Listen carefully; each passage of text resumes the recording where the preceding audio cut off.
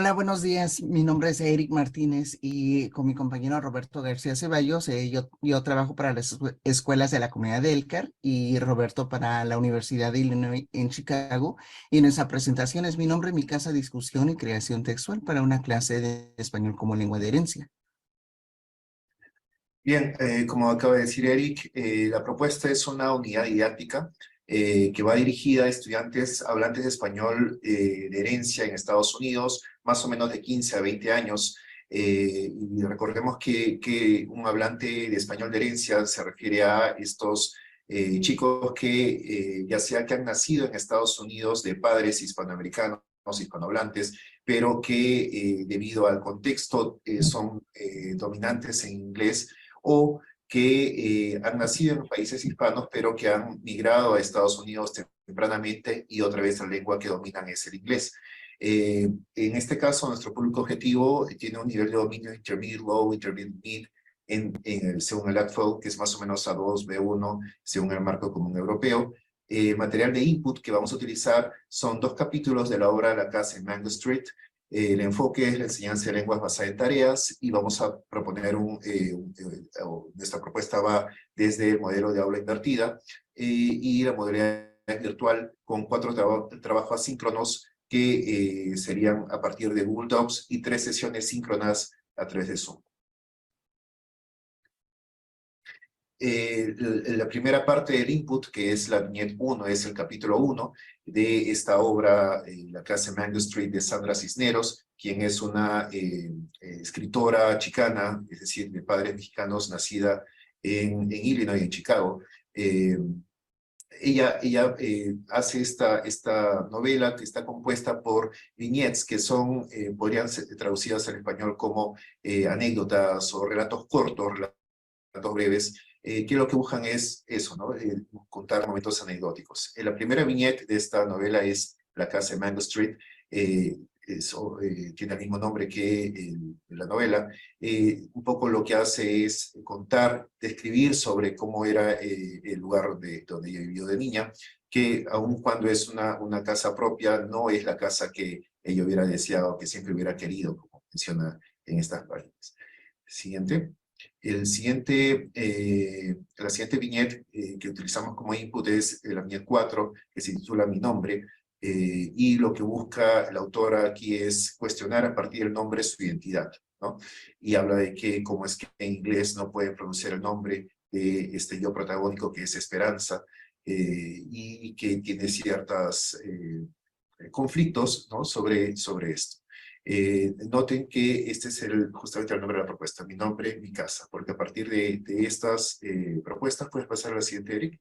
A partir de estas propuestas es que el estudiante, luego de leer ambas viñetas y discutir las viñetas en las sesiones síncronas, al final el estudiante va a escribir su propia viñeta con la misma temática, sobre su propio nombre y sobre la descripción de su casa, ¿no? La secuencia didáctica entonces es basada en el aula invertida, es primero trabajo autónomo, en el que el estudiante lee sobre la autora y el capítulo 1, la primera viñeta, y luego ya en el trabajo síncrono, con el maestro, lo que hace es discutir y analizar ese capítulo 1. Luego en la sesión, el trabajo asíncrono 2, lo que hace es escribe sobre esta viñeta que ha leído, pero sobre su propia casa, y luego lee y se prepara para la siguiente viñeta. Ese trabajo se repite hasta que al final lo que hacemos es proponemos un trabajo de enfoque en la forma, de atención a la forma, a partir de los textos que los estudiantes han escrito. ¿Sí? Entonces, para el primer trabajo asíncrono y autónoma, el estudiante ve un video sobre la autora. No lo voy a poner, pero está incluido en la presentación. Y es una entrevista de Jorge Ramos con Sandra Cisneros, quien es la autora del libro. Y dentro de esta misma diapositiva están los enlaces para que puedan abrir la actividad completa, así que no lo voy a poner completamente, ¿no? Pero ahí está disponible.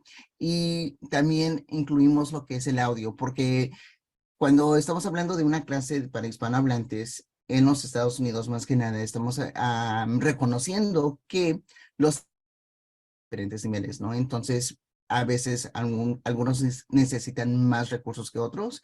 Entonces, para que no estén completamente solos, si este trabajo es asíncrono, pero no su nivel de lectura no es muy alto, pues pueden también escuchar la lectura mientras que están viendo y leyendo el texto. Qué gusto hablar.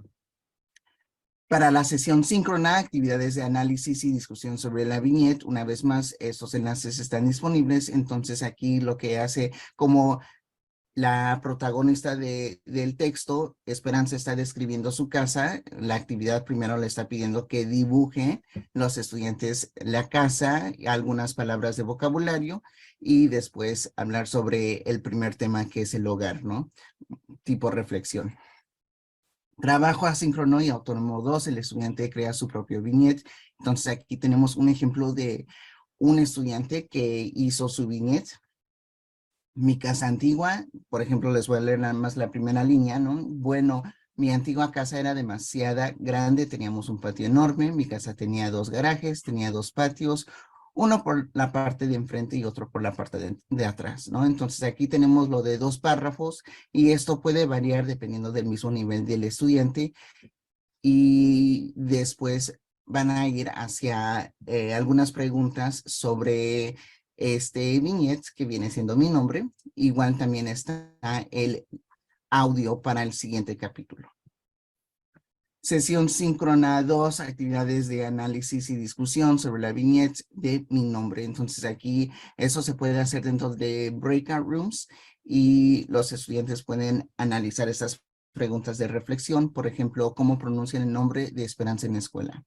¿Has tenido dificultades en tu vida con gente tratando de pronunciar tu nombre? Entonces, Esperanza es un nombre largo y con varias vocales y cuando lo pronuncia uno en inglés, pues suena muy diferente, ¿no? Entonces, lamentablemente no es el único nombre, ¿no? Que al pronunciarlo con vocales en inglés, pues no tiene el mismo toque, ¿no? Entonces, es algo que muchos de nuestros estudiantes tienen que batallar, ¿no? Mientras que están creciendo, qué es lo que prefieren, Esperanza, etcétera, ¿no?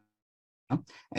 Pregunta número 5, ¿por qué Esperanza quiere cambiar su nombre? ¿Te sientes contento o contenta con tu nombre? ¿Por qué sí, por qué no? Una vez más, tipo reflexión y una oportunidad para que los estudiantes puedan analizar su experiencia cultural con su nombre.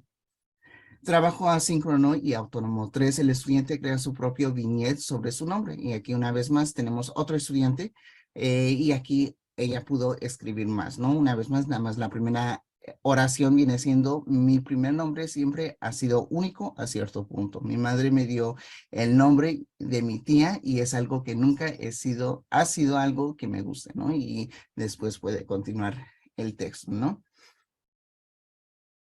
Muy bien, gracias Erika. A partir de estos trabajos que ha escrito los estudiantes, mi casa y mi nombre, estos trabajos asíncronos, el maestro lo que tiene que hacer es preparar cuál va a ser justamente la atención a la forma.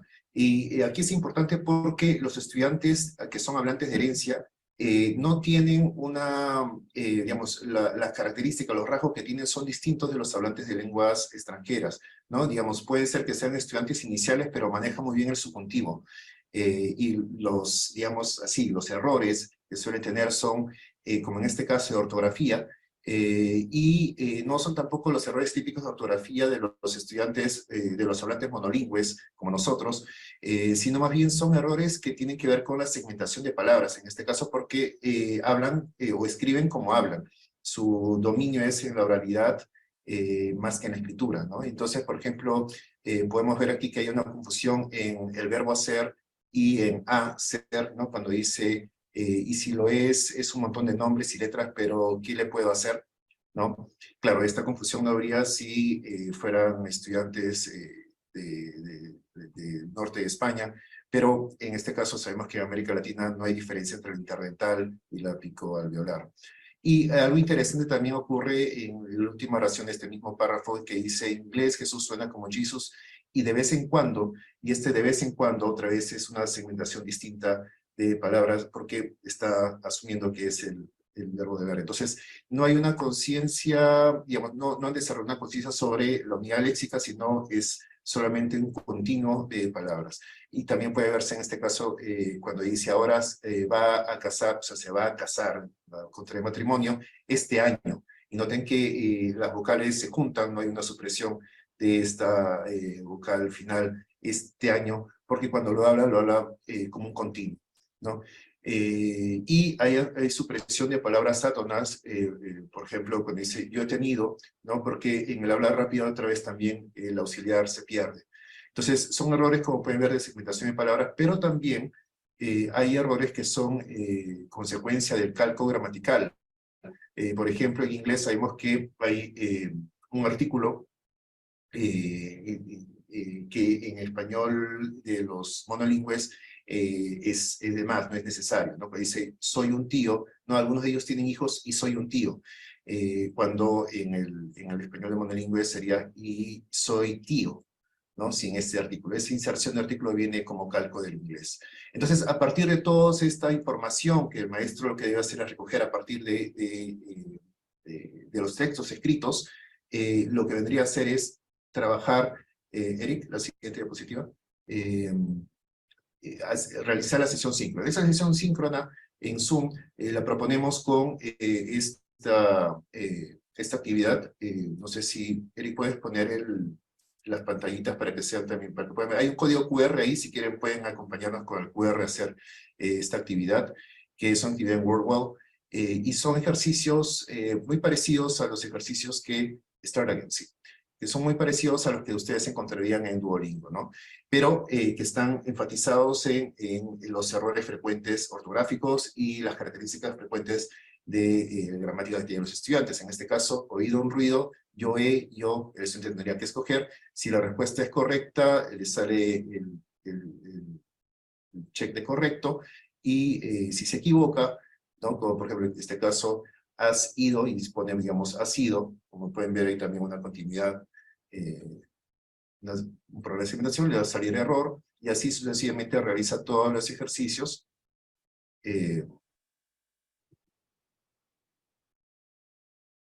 Y al final le va a salir en la tabla de colocación en qué nivel está, ¿no? No sé si ustedes están siguiendo con no sé si fue muy rápido el código QR. Y el último ejercicio es justamente el ejercicio que comentamos de gramática, ¿no? Mi hermano es un profesor y mi hermano es profesor de historia, ¿no? Bueno, entonces continuamos con la presentación. Vamos a la siguiente diapositiva. Entonces, luego viene, una vez que ya el estudiante ha hecho estos ejercicios con el profesor, aquí, y esto es lo importante, lo que tiene que hacer el estudiante ahora es reescribir sus textos, pero el profesor nunca le dijo, esto está mal, solamente resaltó en la parte del texto, y lo que tendría que hacer el estudiante es reconocer, a partir de lo que ha trabajado, cuáles son los errores que ha tenido para reescribir sus textos. Un par de minutitos. Sí, Eric. El siguiente. Bueno, en síntesis, ¿qué es lo que hemos trabajado? Primero, hemos visto que las necesidades del estudiante español que es hablante de herencia de esta lengua son distintas, ¿no? Es un estudiante que puede dominar el subjuntivo, pero a la vez también puede tener errores que no son comunes con hablantes monolingües, como ese de yo soy un profesor, ¿no?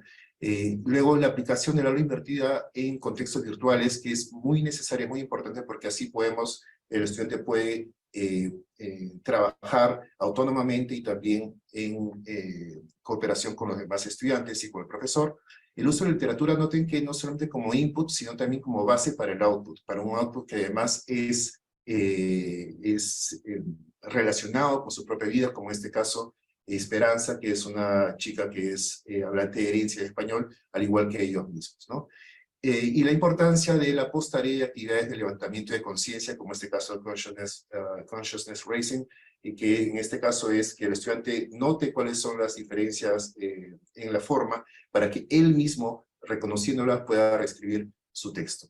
Les dejamos entonces la siguiente diapositiva, que es la bibliografía. Hay un código QR ahí, bibliografía sobre enseñanza de español como lengua de herencia en Estados Unidos, El código QR lanza la página de Kim Potowski, quien es profesora especialista en español de herencia en Estados Unidos, y muchos de estos libros están pueden ustedes bajarlos, ¿no? Y bueno, eso sería todo. Muchas gracias. Vale, perfecto. Pues paso entonces a transmitiros las preguntas que hay por el chat. La primera es si los propios estudiantes tienen acceso a las producciones escritas de sus compañeros para poder leerlas. Es decir, si tienen acceso a las redacciones que han hecho otros compañeros. Esto puede depender mucho del tipo de ambiente que tenga el maestro, ¿no? O sea, si pudieran aprender así, creo que sería hasta mejor, ¿no? Si pudieran tener como ejemplo, tipo, no de criticar en que se van a burlar de ellos, pero en más como el ambiente de vamos a aprender de los errores juntos, cómo podemos mejorar esto juntos. Creo que esto sería hasta mejor, ¿no? Porque los mismos estudiantes se están ayudando, se están apoyando en sí. Si puedo añadir algo más, en uno de los casos, una de las estudiantes, son estudiantes de Eric en realidad, Eric las ha tenido en clase en Elkhart, y una de las estudiantes dice, mi nombre es María, por si ustedes no lo saben. O sea, ella sabe que está dirigiendo el texto a sus demás compañeros, ¿no? Digamos, hay como una doble presentación, ¿no? Ya sabe su nombre, pero no sabe la historia de su nombre, es un poco presentarse también. Y ya que tenéis experiencia en lengua de herencia, nos comentan que si hay algún tipo de corpus de errores o un listado de algún tipo de errores que cometan especialmente los estudiantes de lengua de herencia en un contexto en América, en Estados Unidos, aparte de los que habéis mencionado, del artículo, etcétera. Es algo que es material de investigación, de hecho es un tema que yo estoy interesado en continuar investigando, he hecho un trabajito por ahí, pero es algo que todavía se sigue investigando, pero básicamente son, como dice, son características, rasgos propios de, que pueden ser calcos, pero también unos rasgos que son, no, o sea, no es ni calco, no es transferencia, pero es propio de esta variedad, ¿no?